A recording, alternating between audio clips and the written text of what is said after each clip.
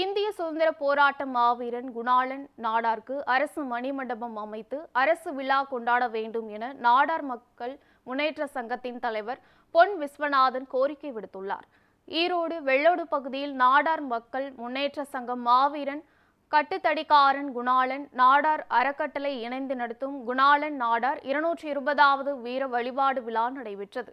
இதில் நாடார் மக்கள் முன்னேற்ற சங்கத்தின் தலைவர் பொன் விஸ்வநாதன் பங்கேற்று உரையாற்றினார்.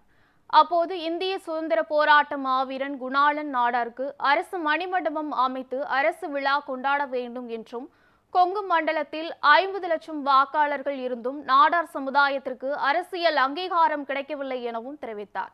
சாதிவாரி கணக்கெடுப்பு எடுத்து நாடார் சமூகத்துக்கு கல்வி மற்றும் அரசு வேலை வாய்ப்பில் 15% இடஒதுக்கீடு வழங்க வேண்டும் என்றும் கூறினார். இதனைத் தொடர்ந்து அத்திக்கடவு அவிநாசி திட்டத்திற்கு அணைகளின் அரசன் கர்ம வீரர் பெயர் வைக்க வேண்டும் என கோரிக்கை விடுத்துள்ளார்.